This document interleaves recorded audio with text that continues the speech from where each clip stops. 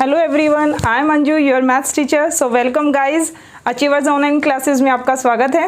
As you know, set के हम questions कर रहे हैं। सो आज डे 5 है। क्वेश्चंस शुरू करने से पहले कुछ आपको थ्योरी का एक पोर्शन करवाती हूँ। जो एक इसमें क्वेरी आई थी रिलेशन, ठीक है, रिलेशन हम पढ़ रहे थे, तो उसमें इससे पहले 4 वीडियो सेट के ऊपर आ चुकी हैं। अगर आपने नहीं देखी तो पहले वो देख के आना, देन आफ्टर दैट डे 5 वाली वीडियो। रिलेशन आपके पास क्या होता है ये मैं आपको बता चुकी थी कि रिलेशन एक सेट होता है जो सबसेट होता है ए क्रॉस बी का, और ए और बी वो दो सेट हैं जिनके बीच में आप रिलेशन डिफाइन कर रहे हो, ठीक है। तो इतना हम लोग कर चुके थे। Relation is a subset of A cross B and relation is defined between A and B, ठीक है। आप ए क्रॉस ए भी ले सकते हो। अगर आपने रिलेशन सेटअप किया है ए क्रॉस ए पे, तो आप लिखते हो रिलेशन ए, आर ए, यानी आर ऑन ए, ठीक है। यहां सबसे पहले इसमें मैं आपको बताऊंगी आइडेंटिटी रिलेशन क्या होगा। Identity relation, okay. Identity relation को हम मान लीजिए आई आर से डिनोट कर लीजिए, चलो इसको। तो इसमें x, x यानी जो आपका फर्स्ट एलिमेंट है सेम उसी का खुद के साथ पेयर होना चाहिए। सपोज मान लीजिए ए के एलिमेंट है 1 2 3, ठीक है ना। तो ए क्रॉस ए में जो एलिमेंट होंगे वो होंगे 1, 1, 1, 2, 1, 3, 2, 1, 2, 2, 2, 3, 3, 1, 3, 2 एंड 3, 3, ठीक है बच्चे। तो यहां पे ये जो आपका सेट आपको दिखाई दे रहा है ए क्रॉस ए वाला, ए क्रॉस ए में अब ये देखो ए के एलिमेंट 1 2 और 3 हैं। तो ए के जो एलिमेंट है वो अपने ही साथ जो पेयर बना रहे हैं उनको छांटो। 1 1 का पेयर, 2 2 का पेयर, 3 और 3 का पेयर। तो आइडेंटिटी रिलेशन ये कहता है कि इसके अंदर वो x, x आएंगे सच दैट, आइडेंटिटी रिलेशन क्या कहता है, x, x आएंगे सच दैट x आपका कहाँ बिलोंग करना चाहिए, a में, और ये फॉर एवरी x यानी या फॉर ईच आप यहाँ लिख सकते हैं, x बिलोंग्स टू a के लिए ये कंडीशन है, ठीक है ना। कि अगर a के अंदर 3 एलिमेंट हैं तो तीनों का पेयर खुद के साथ जब I के किसी रिलेशन में आ जाए तो वो रिलेशन आपका I यानी आइडेंटिटी रिलेशन बन जाता है। बट ये स्ट्रिक्ट है कि x और x के अलावा कोई और एलिमेंट ना आए, ना तो कोई रहे और ना कोई एक्स्ट्रा आए। अगर A के अंदर 3 एलिमेंट हैं तो 3 ऑर्डर्ड पेयर ही इसके अंदर होंगे। किसके अंदर? आइडेंटिटी रिलेशन के अंदर। 3 कौन कौन से? 1, 1, 2, 2 और 3, 3। और अगर आपके सेट में मान लीजिए P, Q, R ये एलिमेंट हैं, तो P, P, Q, Q और R, R, तो ये एलिमेंट किसके अंदर होंगे? आपके I रिलेशन के अंदर, यानी आइडेंटिटी रिलेशन के अंदर सिर्फ ये 3 एलिमेंट होंगे। अगर एक छोड़ दिया और बाकी 2 ले लिए तब भी वो आइडेंटिटी रिलेशन इनकम्प्लीट हो रहेगा, कंप्लीट नहीं होगा। या इसके अलावा आपने P, Q कोई एक्स्ट्रा ले लिया तब भी वो आइडेंटिटी रिलेशन नहीं बनेगा। आइडेंटिटी रिलेशन की यही पहचान है कि सेट, जिस सेट के ऊपर आपने आइडेंटिटी रिलेशन निकालना है उस सेट में जितने एलिमेंट्स हैं सिर्फ और सिर्फ उन एलिमेंट्स का ऑर्डर्ड पेयर आपका रिलेशन के अंदर बिलोंग करे, ठीक है। तभी आप उस रिलेशन को आइडेंटिटी रिलेशन का नाम दोगे। आई थिंक ये क्लियर हो गया। तो आई आर या आई ए जो रिलेशन है इसके अंदर 1, 1, 2, 2 और 3, 3 एलिमेंट्स होंगे। ना कोई इनमें से बाहर रहेगा, ना कोई एक्स्ट्रा आएगा, ठीक है। नेक्स्ट देखिए रिफ्लेक्सिव रिलेशन। रिफ्लेक्सिव रिलेशन, अब बच्चे यहाँ ध्यान से बात समझना, दोनों की डेफिनेशन लगभग सेम है। लगभग क्या डिफरेंस है ध्यान से समझो। किसी भी रिलेशन को रिफ्लेक्सिव कब कहेंगे?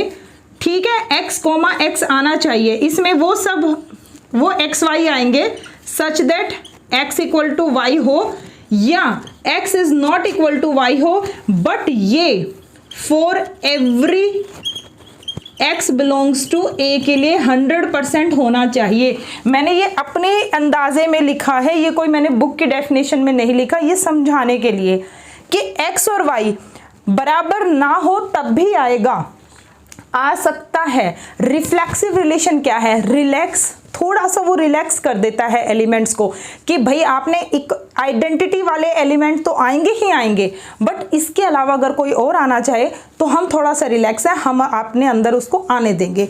लेकिन इसमें कंडीशन क्या है भाई, पहले हमारा कोटा पूरा करो, यानी जहां x कोमा y आप अंदर ले रहे हो, बना रहे हो एलिमेंट, x y वाला जो पेयर इक्वल है, पहले इक्वल वाले पेयर आ जाएं, उसके अलावा कोई आ जाए तो ठीक, ना आए तो ठीक। रिफ्लेक्सिव आपका ये रहेगा, यानी a का रिलेशन a के साथ है, x का रिलेशन x के साथ है, y का रिलेशन y के साथ है, या 1 का रिलेशन 1 के साथ है, 2 का रिलेशन 2 के साथ है, 3 का रिलेशन 3 के साथ है। ठीक है, तो वो कहता है कि जो सेम वाले हैं उनके ऑर्डर्ड पेयर तो आने ही चाहिए, उसके अलावा अगर a का रिलेशन 1 के साथ बना दिया या कोई और तो भी उसके अंदर आ सकता है। तो इसके एग्जाम्पल से समझिए, रिफ्लेक्सिव के कुछ एग्जाम्पल यहाँ लिख रही हूँ मैं। पहला एग्जाम्पल देखिए, मान लीजिए मैंने लिखा 1,1, 2,2 और 3,1। ठीक है, क्या ये रिफ्लेक्सिव होगा? नहीं। रिफ्लेक्सिव की पहली कंडीशन क्या है? वो आइडेंटिटी होना चाहिए, मतलब आइडेंटिटी सॉरी वो उसमें 1,1, 2,2, 3,3 सभी एलिमेंट होने चाहिए। समझ रहे हो मेरी बात? तो 1,1 है, 2,2 है, बट 3,3 नहीं है। तो सबसे पहले इसके अंदर क्या होना चाहिए? 3,3। अब ये रिफ्लेक्सिव की जो नेसेसरी कंडीशन है वो फुलफिल हो गई, इतना लिख देंगे तो भी ये रिफ्लेक्सिव है। और इसके अलावा कोई और एलिमेंट भी आ गया, कोई और एलिमेंट भी आ गए तो भी ये क्या है? रिफ्लेक्सिव रिलेशन है। This is reflexive. अगर मैंने लिखा 1,1, 2,2, 3,3 बस, तो यस दिस इज रिफ्लेक्सिव। लेकिन अगर मैंने लिखा 2,1, 2,2, 3,3 तो दिस इज नॉट रिफ्लेक्सिव। क्यों रिफ्लेक्सिव नहीं है? क्योंकि इसमें 1 बिलोंग नहीं कर रहा। समझ आ रही है मेरी बात? तो कंडीशन क्या है कि जिस सेट के ऊपर आपने रिलेशन डिफाइन किया है उस सेट के हर एलिमेंट का ऑर्डर्ड पेयर 1 का है तो 1 का 1 के साथ, 2 एलिमेंट है तो 2 का 2 के साथ, 3 एलिमेंट है तो 3 का 3 के साथ। पहले तो ये 3 नज़र आने चाहिए। अगर ये तीनों नज़र नहीं आ रहे तब तक फिर आप एक्स्ट्रा हो ना हो कोई फ़र्क नहीं पड़ता, ये तीनों नज़र आ रहे हैं तो वो रिफ्लेक्सिव है। बाकी एक्स्ट्रा भी आ गए तब भी कोई दिक्कत नहीं। तो डिफरेंस समझ आ गया?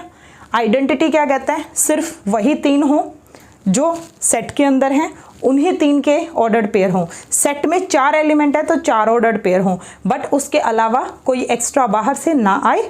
रिफ्लेक्सिव थोड़ा रिलैक्स है, वो परमिशन दे देता है कि बाहर से आ सकता है। जैसे 1,1, 2,2, 3,3 हो गया, बाहर से 1,3, 1,2 आ गया, then it's okay, this is also reflexive.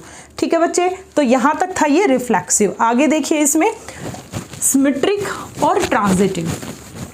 ठीक है, यही एग्जाम्पल रखेंगे हम एक क्रॉस ए का, कि हम तो एक क्रॉस ए के ऊपर ही जो है रिलेशन डिफाइन कर रहे हैं। ठीक है, नेक्स्ट सिमेट्रिक। सिमेट्रिक रिलेशन क्या कहता है? हम मान के चलते हैं कोई पेयर, लेट ए कोमा बी बिलोंग करता है आर के अंदर। ठीक है, अब ध्यान से समझना, अगर एक ऑर्डर्ड पेयर रिलेशन में है और इसका रेसिप्रोकल इंप्लाइज कर दो कि इसका बी ए जो है वो भी किस में बिलोंग करता है? आर में अगर बिलोंग कर रहा हो तो ऐसे रिलेशन को क्या कहेंगे? सिमेट्रिक। इसका मतलब जब आपने किसी को सिमेट्रिक चेक करना है तो आप कैसे करेंगे? आप उसके हर पेयर को चेक करोगे। अगर 1, 2 उसके अंदर बिलोंग करता है तो आप उसका उल्टा चेक करोगे कि 2, 1 भी अंदर होना चाहिए उस सेट के अंदर। ठीक है, तो मान लीजिए मैं कोई रिलेशन बना रही हूँ, सपोज 1, 1, 1, 2, 1, 3।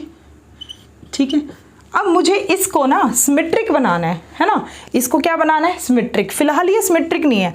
1, 1 का रेसिप्रोकल 1, 1 वो तो खुद ये है, तो अपने ही अंदर ये तो है, 1, 1 का है, अलग से दिखने की कोई ज़रूरत नहीं। इसी को हम काउंट कर लेंगे कि 1, 1 का रेसिप्रोकल 1, 1 होगा, वो अपने अंदर है। 1, 2 का उल्टा क्या होगा?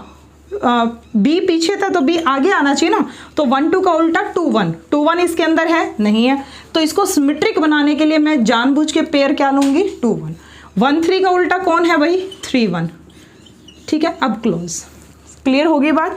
हर एलिमेंट को आपने उठा के चेक किया, हर एलिमेंट का रेसिप्रोकल उसके अंदर होना चाहिए, 2 1 का उल्टा 1 2 इसके अंदर है, तो this shows this is symmetric, this is symmetric relation, this is symmetric relation. तो इसमें ऐसी कोई कंडीशन नहीं है कि आपने 1 1 2 3 है तो वो 1 1 इसके अंदर हो, 2 2 अंदर हो, अगर है तो उसका रेसिप्रोकल इसके अंदर है, 1 1 का रेसिप्रोकल खुद 1 1 वही काउंट हो जाएगा, अगर 2 2 है तो वही काउंट हो जाएगा, स्पेशल अलग से होने की ज़रूरत नहीं है। क्लियर हो गया सिमेट्रिक का। अब देखो ट्रांजिटिव रिलेशन, देखिए इसमें जल्दी से transitive relation, transitive relation, transitive relation क्या होता है, सिमेट्रिक के लिए हम एक एलिमेंट लेके चलते हैं रिलेशन के अंदर से और उसका उल्टा उसमें चेक करते हैं।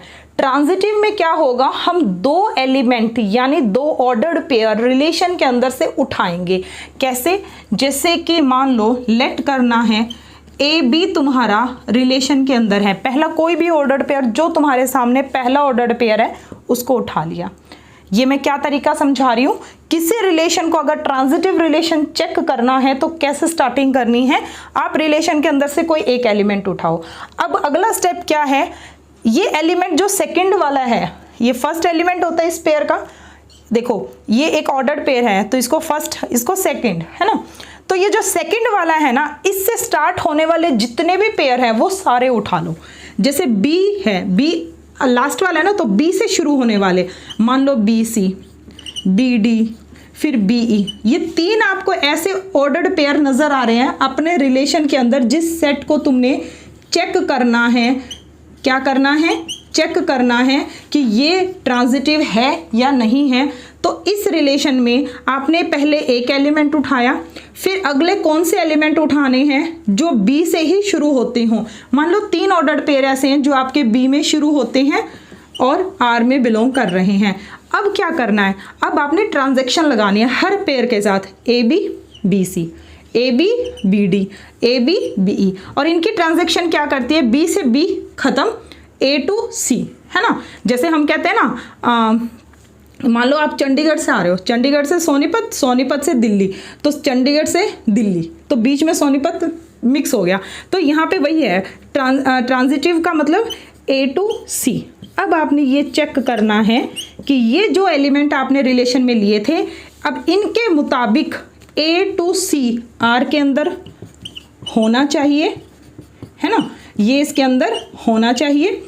ए बी अगर आर में है, बी डी आर में है, तो इनको कंपेयर करें तो ए टू डी भी कहाँ होना चाहिए, आर में होना चाहिए। ए टू ई भी किस में होना चाहिए, आर में होना चाहिए। अगर ये तीनों आर के अंदर हैं, ठीक है ना, तो इसका मतलब ये एलिमेंट ट्रांजिटिव वाली कंडीशन सेटिस्फाई कर रहा है, ओके है। फिर अगला स्टेप क्या होगा, जैसे तुमने रिलेशन से एक एलिमेंट उठाया, अब कोई और एलिमेंट उठा लो। अब अगला एलिमेंट आपका आपने लिया मान लो ए सी, ठीक है ना, ए सी बिलोंग टू आर, उसके लिए चेक करते हैं। फिर क्या करेंगे, सी से शुरू होने वाले, सी से शुरू होने वाला मान लो सी एफ है, सी बी है या सी डी है, सपोज ये 4 एलिमेंट है, एफ को रहने दो, चलो ई ले लेते हैं, ठीक है ना। तो मान लो ये आपके कहाँ बिलोंग कर रहे हैं, आर में, सपोज कर लो। तो अब आपने जो ट्रांजैक्शन है वो दोनों के साथ अटैच करनी है, इसके साथ भी, फिर इसके साथ भी, और फिर इसके साथ भी। A to C, C to E implies A to E किस में बिलोंग करना है, आर में। ये आपने चेक करना है, ऐसा होना चाहिए। अगर ऐसा नहीं हुआ तो ये ट्रांजैक्शन फेल हो जाएगी। अगर आप इसको ट्रांजिटिव रखना चाहते हो तो ए टू ई आर में जाना चाहिए, ये आपने चेक करना है। क्लियर, ए टू सी, अब सी से शुरू होने वाला ये भी है सी बी, तो A to C, C to B. हाँ जी, बिल्कुल एक बात आपके माइंड में अगर ये आ रही है कि मैम अगर यहाँ से सी सी सी हमारे 10 हो तो क्या 10 के साथ चेक करना है, बिल्कुल। अगर ए सी आपने पहला एलिमेंट उठाया या जिसको भी आप चेक कर रहे हो, तो सी से शुरू होने वाले जितने भी पेयर है ना, सब उठाओ, सबके साथ ट्रांजैक्शन लगाओ, सी गायब, A to E, A to B, A to D, तो अब A to B, A to D सब आपने कहाँ बिलोंग करने हैं, R में बिलोंग करके चेक करने हैं। तो आपने देखा हाँ भाई ये भी बिलोंग करता है, ये भी करता है, ये भी करता है, तो ठीक है, AC की ट्रांजैक्शन प्रॉपर्टी सब पे अप्लाई हो रही है, दैट मीन्स ओके है। ठीक है, समझ आ गई बात। तो ये हमारा इस तरह से क्या हो जाएगा, ट्रांजिटिव। तो आर अगर मान लीजिए कोई रिलेशन आपके पास ऐसा था जिसमें आपने हर एलिमेंट को लिया तो दी बेस्ट है। अब कोई अगर इसी में मैं एग्जांपल लेके चलूं तो देख लो, न्यूमेरिकल ये एक प्रोसेस था जो मैंने आपको क्लियर कर दिया। Now let's see the example. Suppose मैंने एक रिलेशन लिया R3, ये नाम होते हैं 1 2 3, ज़्यादा इसमें कुछ बड़ा नहीं है। 1, 1 1 2, फिर 2 1 2 2, सपोज ये एलिमेंट्स हैं। ठीक है, अब मैं क्वेश्चन करती हूँ क्या ये रिलेशन ट्रांजिटिव है, तो चेक करना शुरू करते हैं। चेक करेंगे तभी पता चलेगा। पहले मैंने एलिमेंट उठाया 1 1, ठीक है। आपने एग्जाम में बिल्कुल साफ लिख के थोड़ा ना दिखाना, आपने तो रफ करना है, तो ऐसे करना। पहला एलिमेंट उठाया, इसकी ट्रांजैक्शन किस किस के साथ लगेगी, जो 1 से शुरू होते होंगे। अब 1 से शुरू होने वाला तो बस ये पेयर है, तो इसकी ट्रांजैक्शन 1 2 इम्प्लाइज 1 1 1 2, क्या बन गया, बीच वाला तो गायब हो जाएगा ना, 1 से लेके 2 तक 1 2। अब इसको पूछो क्या आप R के अंदर हो, ये कहेगा हाँ मैं तो R के अंदर हूँ, तो दैट मीन्स ये कंडीशन सेटिस्फाई। 1 1 के अलावा अब देखो 1 से शुरू कोई नहीं है, तो बस भाई इसका काम खत्म, तेरा काम खत्म, टिक। अब अगला एलिमेंट ले लो 1 2 1 2। अब देखो 2 से शुरू होने वाले कौन कौन से हैं, तो देखो भाई 2 से शुरू होने वाले एक तो ये है और एक ये है। तो भाई तुझे ना 2 एलिमेंट के साथ चेक करेंगे हम, 2 1 के साथ भी और 2 2 के साथ भी। ठीक है, जब 1 2 को 2 1 के साथ किया, दिस इंप्लाइज 2 से 2 मैच हो गया, 1 1 पे गया। और जब इसको इसके साथ लोगे 1 2 2 2, तो 2 से 2 बीच में मैच खत्म, तो ये 1 से लेके ये 2 तक, तो बना 1 2। अब ये जो रिजल्ट में आया है ये देखो क्या आर में बिलोंग करते हैं, 1 1, हाँ जी बिल्कुल आर में है, 1 2 ये भी आर में है, तो खुशी खुशी कह दो भाई आप दोनों आर में हो, यानी इसका काम भी कंप्लीट। ठीक है, नाउ नेक्स्ट एलिमेंट को चेक करो, 2 1 को, 2 1। अब देखो 1 से शुरू होने वाला कौन है भाई, 1 1 और 1 2, तो आपका जो पेयर है वो 1 1 और 1 2 दोनों के साथ बनेगा। ये एक बार समझने में लंबा लग रहा है प्रोसेस, लेकिन जब आप इसको करोगे, यूज टू हो जाओगे, देन बहुत थोड़े टाइम में ये आपका हो जाएगा क्वेश्चन। 2 1 1 1, 1 से 1 मैच हो गया, 2 से लेके 1 तक, 2 1 2 1 1 2, 1 से 1 मैच हो गया, 2 से लेके 2 तक। ठीक है बच्चे, तो यहाँ ये देख लिया आपने कि जो 2 1 है, जो 2 2 है। अब इसको चेक करो, 2 1 और 2 2 बिलोंग करता है, यस ये भी आपके आर में बिलोंग करते हैं, तो इसका भी काम खत्म। फिर किसको लेोगे, 2 2 को, ये 2 पे खत्म है ना, अब 2 2 को आपने चेक करना है। ठीक है, तो इसके कॉरस्पॉन्डिंग किसके साथ पेयर बनाए, अब इसका 2 2 को किसके साथ, जो 2 से शुरू है, यानी इसी के साथ ना, तो 2 2 और अगला एलिमेंट जो 2 से ही शुरू होता है विच इज़ 2 1, तो बीच वाला खत्म, रिजल्ट क्या आ रहा है 2 1, that is belong to R. तो इसका मतलब हर ऑर्डर्ड पेयर को आपने चेक कर लिया। किन के साथ चेक किया है, ऑर्डर्ड पेयर जैसे 1 पे खत्म है तो अगला 1 से ही शुरू हो, 2 पे खत्म है तो 2 से ही शुरू हो, और उनकी मैचिंग फिर 1 to लास्ट। तो आपने देखा ये आपका क्या हो गया, ट्रांजिटिव। ठीक है बच्चे, अब ये हो गया आइडेंटिटी, हमें समझ आ गया, रिफ्लेक्सिव हो गया, सिमेट्रिक हो गया और ट्रांजिटिव भी हो गया। अब एक बात कर लेते हैं यूनिवर्सल रिलेशन की। ठीक है, यूनिवर्सल रिलेशन क्या होगा, देखो यूनिवर्सल रिलेशन क्या होता है, अगर मान लीजिए आपका relation A to A define कर रहे हो और A क्रॉस A का सबसेट या इक्वल होता है, ठीक है ना। अगर रिलेशन ओपन किया that is equal to A cross A, यानी वो पूरा क्रॉस कार्टेशियन प्रोडक्ट के ही इक्वल आ जाए, दैट मीन्स इस तरह का जो रिलेशन है वो आपका यूनिवर्सल रिलेशन है। So this is the universal relation. Void relation, मान लो आर की कोई भी ऐसी कंडीशन आपने रख दी कि A क्रॉस A का कोई भी एलिमेंट आपके इस रिलेशन की कंडीशन को सेटिस्फाई नहीं कर रहा, तो उस रिलेशन में कोई एलिमेंट नहीं आ रहा, तो वो क्या रहेगा, एम्प्टी। तो इसको हम क्या कहेंगे, वॉइड रिलेशन। समझ गए बात, जब रिलेशन A क्रॉस A के इक्वल होगा तो उसका नाम यूनिवर्सल रिलेशन, जब R आपका एम्प्टी होगा तो इसको हम क्या कहेंगे, वॉइड रिलेशन। ठीक है बच्चे। अब अगला है आपका इक्विवेलेंस रिलेशन।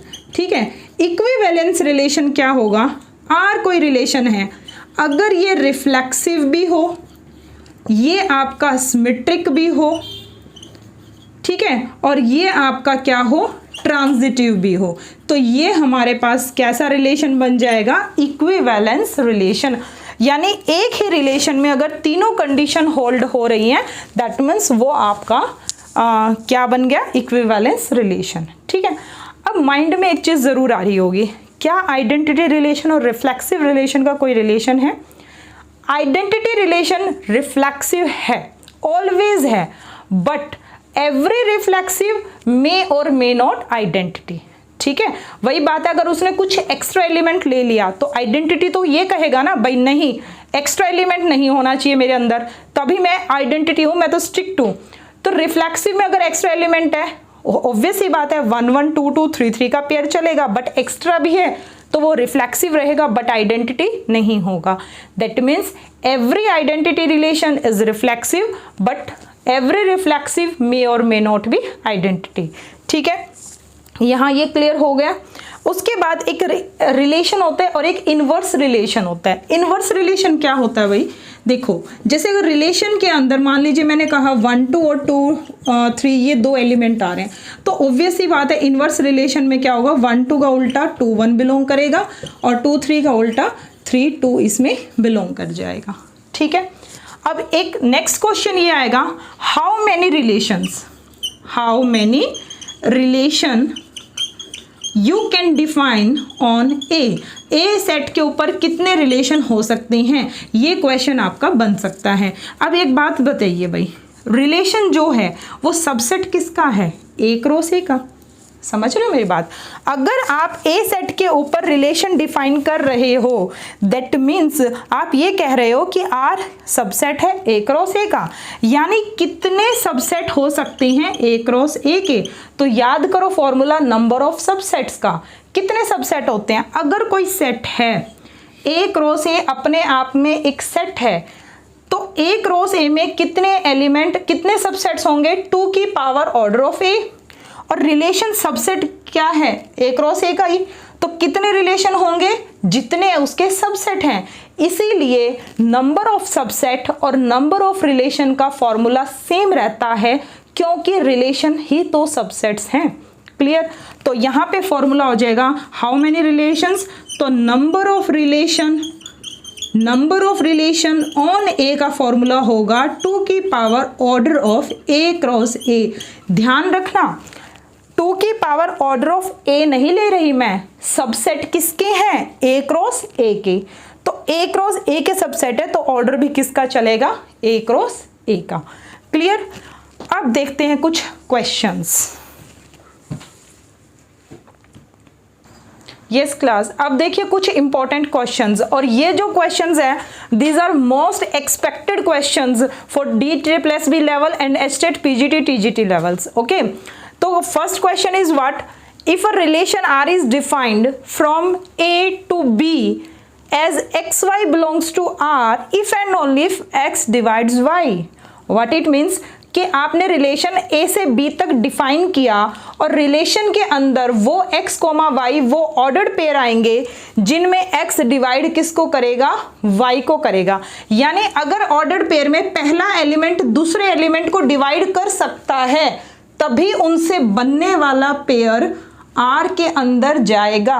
ध्यान से सुनो, अगर पहला एलिमेंट दूसरे एलिमेंट को, ये पूरा भी एक एलिमेंट है और इस एलिमेंट को ऑर्डर पेयर में ये फर्स्ट ये सेकंड, तो फर्स्ट वाला अगर सेकंड वाले को डिवाइड कर दे तो उनसे बनने वाला जो पेयर है वो R के अंदर जाएगा। ठीक है, तो अब क्या करना है, देखो A आपके पास है 2 3 4 5, ठीक है, B आपके पास है 3 6 7 और 10। आपने रिलेशन बनाया और रिलेशन के अंदर वो एक्स वाई आएंगे such that X divides Y. मैंने आपको अभी समझाया था रिलेशन की, सॉरी अभी तो नहीं, लास्ट क्लास में मैंने आपको बताया था डे 4 वाली क्लास में कि रिलेशन की जो डेफिनेशन है वो क्या कहती है। इसके अंदर वो पेयर आएगा जो ये कंडीशन सेटिस्फाई करेगा, और ये जो पेयर है वो किसका होगा, किस सेट का एलिमेंट होगा, ए क्रॉस बी का। तो इन दोनों से पहले आपने ए क्रॉस बी बनानी होगी, है ना। इन दोनों का यूज करके ए क्रॉस बी बनाओ। ए क्रॉस बी के जो एलिमेंट ये कंडीशन सेटिस्फाई करेंगे वो आर के मेंबर बनते चले जाएंगे। तो यहां देखिए 2 3 2 6 2 7 2 10, ठीक है। इस तरह से एक लंबी सी सीरीज बन जाएगी।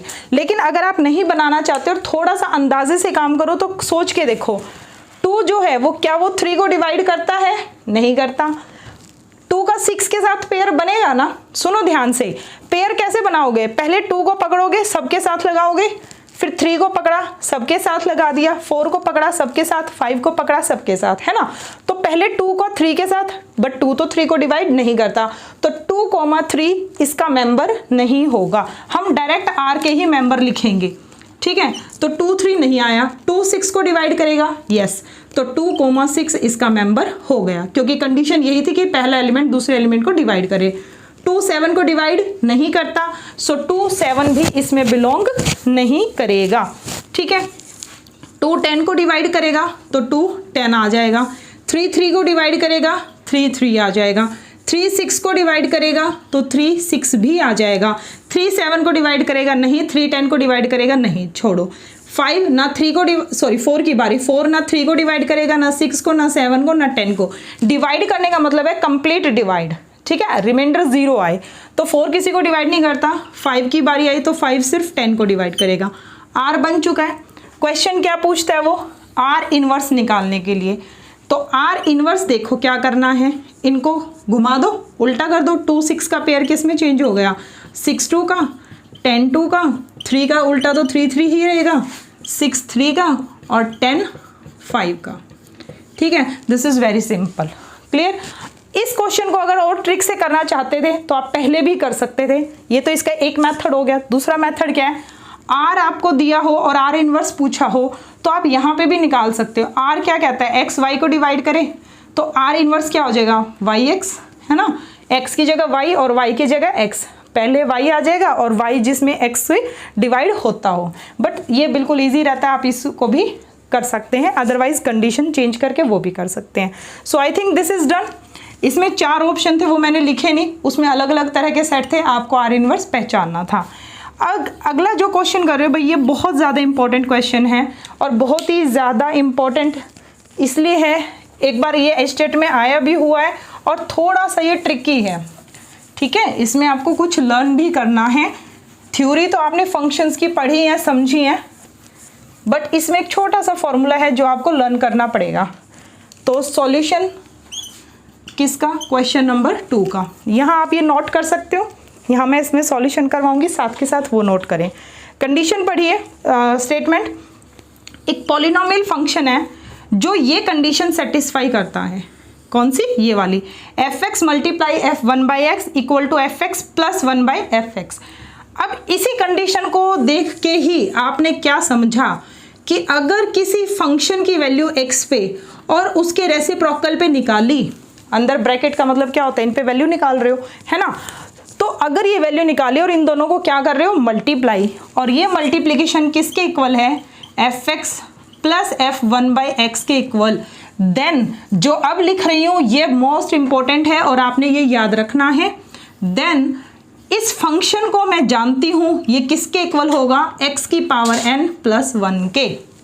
ये फंक्शन किसके इक्वल होगा, x की पावर n प्लस 1 के। अगर ये कंडीशन है तो ये होगा, ठीक है। If this condition hold for any function, तो मैं ये फंक्शन जानती हूं कि फंक्शन इसके इक्वल है। अब सुनो आगे ध्यान से, फंक्शन की वैल्यू 12 पे आपको गिवन है और फंक्शन की वैल्यू 10 के ऊपर निकालनी है। अब सुनो भाई, फंक्शन की value 12 given which is 1729 that is given, और फंक्शन की वैल्यू 10 पर आपसे एक्सपेक्टेड है कि आप निकाल दोगे। ऑब्वियस सी बात है, जो गिवन है वो गिवन क्यों होता है, ताकि आप उसका यूज करो, वहां से कुछ निकालें और यहां से जो निकलेगा उसका यहां यूज होगा। तो शुरू करते हैं। फंक्शन पता चल गया ना, x की जगह क्या पुट कर दें 12, तो f ऑफ 12 की जो वैल्यू है 12 की पावर n प्लस 1, x की जगह मैंने 12 पुट कर दिया और ये किसके इक्वल गिवन है 1729 के, तो इसका मतलब 12 की power n is equal to 1729 minus 1, 12 की power n is equal to 1728। अब याद रखो भाई, अगर आपको n फाइंड आउट करना है ना, हम n ही तो निकालेंगे अब, क्योंकि फंक्शन की वैल्यू 10 पे यही देगा, फंक्शन की वैल्यू 10 पे, x को 10 पुट कर दो, 10 की पावर n प्लस 1, ठीक है। अब 10 की पावर n प्लस 1 तभी तो सॉल्व होगा जब हमें n पता होगा, है ना, और n कहाँ से निकलेगा, गिवन कंडीशन से।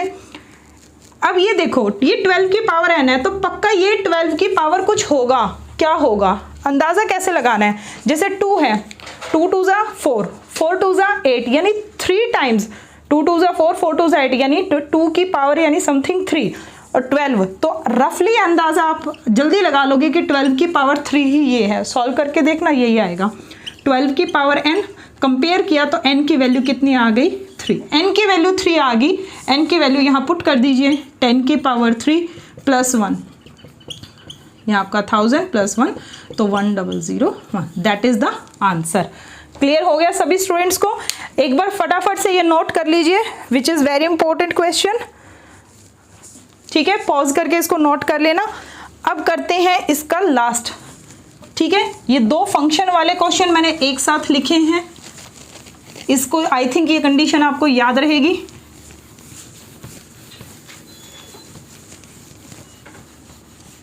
चलिए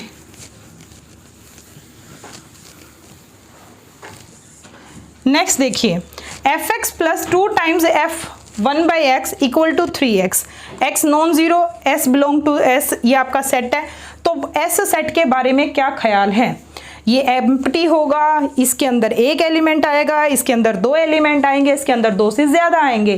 भाई s के बारे में हमारा ख्याल तो तब होगा जब s को हम जानते होंगे, तो सबसे पहले अपना s लिख लो, s आपने लिखा, इसमें वो r के रियल, मतलब वो रियल नंबर्स हैं, x बिलोंग टू r है, दैट मीन्स रियल है, कि जिनके लिए अगर f ऑफ माइनस एक्स निकाला जाए तो वो f ऑफ x के बराबर है, ठीक है। हमें ये देखना है, इसका मतलब ये अगर 4 ऑप्शन चेक करने हैं तो हमें वैल्यू किसकी निकालनी है, x की। अगर x की एक वैल्यू आई तो भाई ठीक है, सेकंड ऑप्शन, अगर x कुछ नहीं आया तो एम्प्टी, x की एग्जैक्टली 2 वैल्यू आ रही है, यानी जो वैल्यू सॉल्व करके आ रही है तो ये ऑप्शन, 2 से ज़्यादा आ रही है तो लास्ट ऑप्शन। दैट मीन्स हमारा पूरा टारगेट कौन है, x है, x फाइंड आउट करना है। ये निकालने के लिए अब कंडीशन ढूंढो, कंडीशन क्वेश्चन में गिवन होगी, F X plus 2 times F of 1 by x किसके इक्वल है, 3x के। लिख दो सॉल्यूशन, थर्ड क्वेश्चन का शुरू, F X plus 2 times F of 1 by X that is equal to 3x, ठीक है बच्चे। अब यहाँ से देखो, मुझे एफ एक्स निकालना है, पहले क्या निकालना है, एफ एक्स, क्योंकि जब तक एफ एक्स पता नहीं होगा तब तक मैं आगे काम नहीं कर सकती। एक एफ एक्स दिया है, एक एफ ऑफ 1 बाई एक्स दिया है। अभी जो लास्ट क्वेश्चन था वहाँ पे ये 2 नहीं था, वहाँ इन दोनों की एडिशन थी, है ना, तो यहाँ हम वो वाला फॉर्मूला यूज़ नहीं कर सकते, और उसमें ये था कि F X into F of 1 by X equal to F of X plus F of 1 by X होगा, तो फंक्शन x की पावर n प्लस 1 होगा, जो अभी लास्ट किया था, तो वो फॉर्मूला यहाँ अप्लाई नहीं हो सकता। तो एक बात समझो, अगर fx निकाला है मतलब मुझे ये माइनस करना पड़ेगा, ये कहीं से एलिमिनेट हो जाए तो मेरा fx निकल जाएगा। उसके लिए मैं क्या कर रही हूँ, मैं करूँगी कि भाई x को रिप्लेस कर दो 1 बाई एक्स से, x को किससे रिप्लेस कर दिया, 1 बाई एक्स से, यानी 1 बाई एक्स को x से रिप्लेस कर दो, x को रिप्लेस करा 1 बाई एक्स से, ये हो गया plus 2 times f 1 by x का क्या हो गया, x, 3x का हो गया 1 बाई एक्स, मिल गई कंडीशन। अब देखो मुझे ख़त्म क्या करना है, ये 1 बाई एक्स वाला पार्ट ख़त्म करना है ना, है ना, क्योंकि एफ एक्स तो मुझे चाहिए, तो ख़त्म क्या करना है, f 1 बाई एक्स वाला पार्ट। अब मैं क्या करूँगी, इस इक्वेशन को 2 से मल्टीप्लाई कर दूँगी, किससे मल्टीप्लाई कर दूँगी, 2 से। पहला स्टेप क्या किया, रिप्लेस कर दिया, दूसरा स्टेप क्या किया, 2 से मल्टीप्लाई करा, क्यों, 2 into F of 1 by x पूरा खत्म करना है, तो कोफिशिएंट सेम बनाने के लिए 2 से मल्टीप्लाई किया, ये बन गया 2 F of 1 by X plus 4 F of X is equal to 6/x, दोनों तरफ मल्टीप्लीकेशन होगी। नाउ ये इक्वेशन नंबर 1, ये इक्वेशन नंबर 2, अब इसको क्या कर दें, सब्ट्रैक्ट, ठीक है, सब्ट्रैक्ट 2 फ्रॉम 1, वी गेट, हमें क्या मिलेगा, फ्रॉम 2, आप फ्रॉम 1 से माइनस कर रहे हो वो ऊपर रहेगा, F of X plus 2 times F of 1/x minus 2 times F of 1/x minus 4 times F of x. Left part को माइनस करेगा, राइट, 3x माइनस 6/x, इससे ये पूरा cancel, F of x minus 4 F of x minus 3 F of x बन गया। यहाँ solve कीजिए, 3 common, x minus 2/x, इससे ये 3 से 3 कैंसिल, माइनस उधर चला जाएगा, F of x 2/x minus x, तो ये आपके पास क्या आ गया, एफ ऑफ एक्स, ठीक है ना, दिखाई दे रहा है, बिल्कुल ठीक दिखाई दे रहा है। तो एफ एक्स आपने जान लिया 2/x माइनस x है, यहाँ तक नोट कर लिया, ठीक है। अब बस हमारा ये जो हमने कैलकुलेशन करी थी, जो कंडीशन यूज़ करी थी, इसका काम ख़त्म, इसको रब कर देते हैं, ठीक है। अब जो मेन है वो क्या है, एफ एक्स हमें मिल चुका है 2/x माइनस x, ठीक है। अब हम ये कंडीशन यूज़ कर सकते हैं और अपने x को जान सकते हैं कि x का क्या नेचर है, कितनी उसकी वैल्यू आएगी। तो हमने x को रिप्लेस करा माइनस x से, क्योंकि अब मुझे f की वैल्यू माइनस x पर भी चाहिए, ठीक है। चलो 2x को रिप्लेस कर दो माइनस x से, माइनस x रिप्लेस किया माइनस x से, ये चेंज हो गया माइनस 2/x प्लस x से, ठीक है। अब s की कंडीशन जो है ना, जो s सेट की कंडीशन है, वो ये कह रही है कि f ऑफ x इक्वल है f ऑफ माइनस x के। एफ एक्स की वैल्यू ये वाली यहाँ से 2/x माइनस x पुट कर दी, f ऑफ माइनस x की वैल्यू ये वाली, ठीक है, यहाँ से पुट करो माइनस 2/x प्लस x, ठीक है। इसको इधर ले आओ, इसको सॉल्व करो, तो माइनस इधर आ जाएगा, 2 4/x minus 2x equal to 0, LCM ले लो, minus 2x² plus 4 that equal to 0, 2x² is equal to 4, x² is equal to 2, x equal to plus minus √2। तो यहाँ आपको नज़र आ रहा है कि x की वैल्यू कितनी आ गई है, प्लस माइनस √2 आ चुकी है। इसका मतलब साफ है कि x की 2 वैल्यू आ रही हैं, एक तो √2 और एक माइनस √2, तो यानी इसका आंसर क्या होगा, एग्जैक्टली 2 सॉल्यूशन, यानी option number C is the right answer. तो ये भी बहुत इंपॉर्टेंट क्वेश्चन है, ये भी इंपॉर्टेंट है और ये भी इंपॉर्टेंट, एग्जाम के इंपॉर्टेंट क्वेश्चन ही आपको यहाँ मिलेंगे। तो कनेक्टेड रहिए बच्चे, वीडियो 1-2 दिन लेट हो सकती है, आगे कंटिन्यू ही आएंगी, कुछ टेक्निकल प्रॉब्लम्स थी। अब आपने ये प्रैक्टिस नहीं छोड़नी और एक एक क्वेश्चंस को अच्छे से नोट्स बना लीजिए, नोटबुक में नोट कर लीजिए, उससे पहले जो मैं थ्योरी करवा रही हूँ वो नोट कर लीजिए। एग्जाम में इनमें से ही 1-2 क्वेश्चन आपको एज इट इज देखने को मिल सकता है। आगे देखिए कुछ और इंपॉर्टेंट क्वेश्चंस। हाँ जी, नेक्स्ट क्वेश्चन देखिए, the set of all values of X, X की वैल्यूज का सेट निकालना है, ठीक है, निकालते हैं। For which there is no function exist where F X equal to this and G X equal to this. Statement बहुत सिंपल सी है, ध्यान से पढ़ी जाए तो। उसने क्या कहा है, x की वैल्यूज यानी उन x की वैल्यूज का सेट निकालो जिनके लिए कोई भी फंक्शन डिफाइन ना करे, ना तो आपका ये एफ एक्स डिफाइन हो। इस नो को ध्यान से देखना, ये नो है जो क्वेश्चंस खराब करवा देते हैं, ठीक है। और इस gx को, अब ये fx और ये gx, नो फंक्शन एग्जिस्ट, ये fx और ये gx एग्जिस्ट ना करें, ऐसी कौन कौन सी x की वैल्यूज हैं, ठीक है। 4 ऑप्शन है, आपको वो देखना है। अब हम इसका ना थोड़ा उल्टा लेके चलते हैं। हम क्या करते हैं, हम x की वो वैल्यूज निकालते हैं जिनके लिए आपका fx और gx दोनों डिफाइन होगा, और अपनी पूरी रियल लाइन में से वो पोर्शन हटा देंगे जहां वो डिफाइन होता है, एग्जिस्ट करता है। तो जो रिमेनिंग पोर्शन आपको रियल लाइन पे दिखेगा वो वही दिखेगा जहां पे आपका फंक्शन एग्जिस्ट नहीं करता, ठीक है ना। तो हमें x की वही वैल्यू निकालनी है जहां एग्जिस्ट ना करे। तो क्या करेंगे, जहां एग्जिस्ट करता है वो निकाल कर रियल लाइन में से सेपरेट कर देंगे, बचा हुआ ना एग्जिस्ट वाला रहेगा। तो शुरू करते हैं। फंक्शन आपको दिया है लॉग, ये 2 ऊपर है और ये इसका बेस दिया हुआ है। बेस में क्या है, x minus 2 upon X plus 3। ठीक है, बेस में क्या है, x minus 2 upon X plus 3। अब देखो ध्यान से, वो कहता है ये जो फंक्शन है ना, ये डिफाइन होगा कब, लॉग वाला फंक्शन तभी डिफाइन होता है जब उसका बेस पॉजिटिव होता है।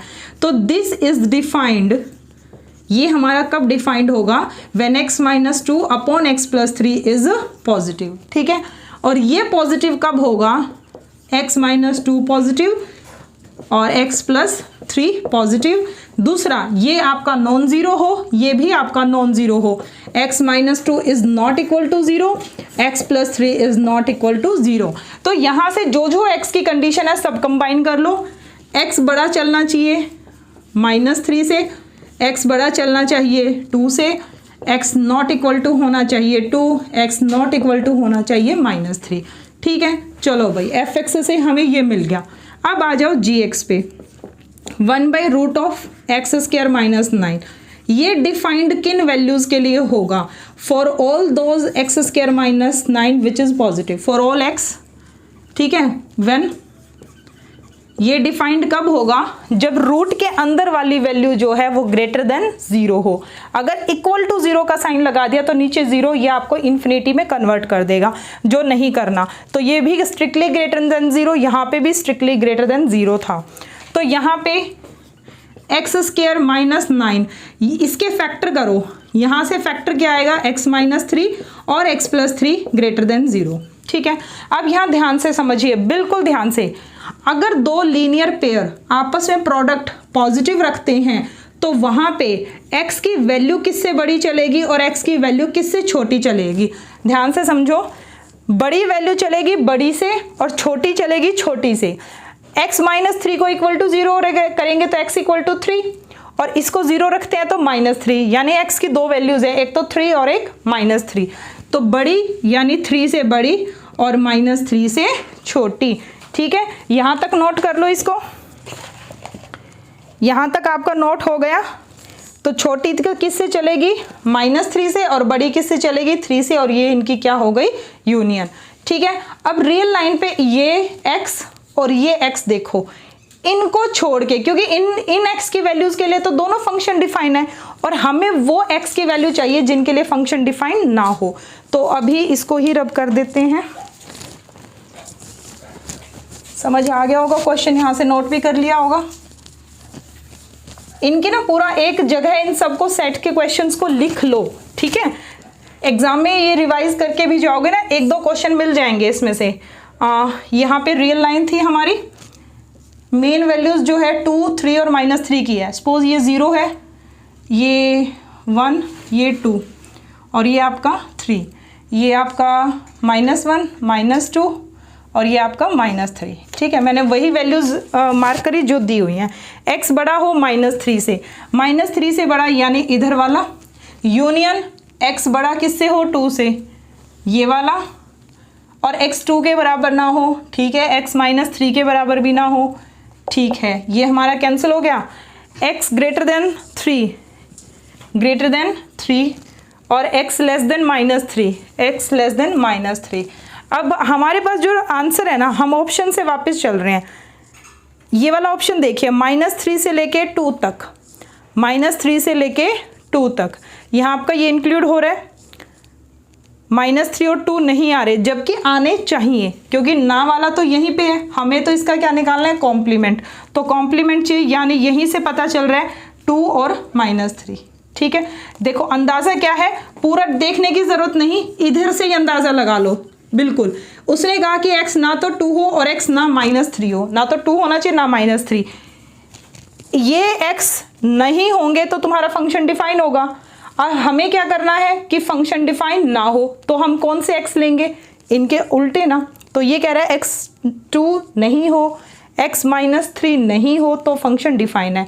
तो हम कहेंगे x2 भी इंक्लूड हो जाए और -3 भी, तो 2 भी इंक्लूड हो जाए और -3 भी, तो ऑप्शन आपका क्या रहेगा, सी रहेगा, कुछ आपको एक्स्ट्रा करने की ज़रूरत नहीं है, यहीं से आपका ये डिफाइन हो गया। क्लियर? तो सिर्फ थोड़ा बहुत हिंट करना है, पूरा एग्जाम में सॉल्व नहीं करना। So option C is the right answer. अब देखिए नेक्स्ट वाला, ए 1 2 3 4 5, बी 1 3 5 7 9। ए और बी आपको दो सेट गिवन है। Which of the following is a relation from A to B. A से लेके बी तक आपका क्या रिलेशन है? R1, R3, R2 और R4। ठीक है, पहले तो आपने क्या करना है, ए क्रॉस बी निकालना है। ये आपका होमवर्क है, हिंट दे रही हूँ मैं। आपने करना क्या है, ए क्रॉस बी निकालना है। इसका कोई एक मल्टीपल आंसर नहीं, मल्टीपल चॉइस आंसर है, कोई एक आंसर नहीं होगा जो करेक्ट हो सकता है चारों आपके रिलेशन डिफाइन हो सकते हैं, हो सकता है तीन हो सकता है न, कोई एक ना हो। तो आपने ए क्रॉस बी डिफाइन कर दिया। ठीक है, अब आपने जब R1 बनाना है तो उसकी कंडीशन को इनमें से चेक करो, कौन कौन सा एलिमेंट इसकी कंडीशन को सेटिस्फाई करेगा। वो R1 के अंदर, ऐसे R2, ऐसे R3 और ऐसे R4। ये तो आई थिंक सेट रहने वाले हैं और ये रिलेशन नहीं बनेगा। क्यों? देखो भाई, R4 के अंदर 7,9 आ रहा है, 7,9। क्या 7, पहला ही एलिमेंट देखो, क्या 7 ए का मेंबर है? नहीं है। 7,9 बिलोंग कर रहा है R4 में, but 7 doesn't belongs to capital A, और R4 किसका सबसेट है? ए क्रॉस बी का। तो इसके अंदर कौन से ऑर्डर्ड पेयर आते हैं? जो X जो है वो A का मेंबर हो और Y जिसमें B का मेंबर हो, है ना। X A का होना चाहिए ना, बट ये 7 तो आपका 9 जो 7 है वो A का मेंबर नहीं है। तो ये आपका R4 जो है वो रिलेशन डिफाइन नहीं हो रहा, बाकी हो जाएंगे। ठीक है बच्चे, तो इसको ट्राई कीजिए। कल आपकी नेक्स्ट क्लास ज़रूर आएगी जिसमें हम सेट के नए क्वेश्चंस करेंगे। So thank you so much बच्चे।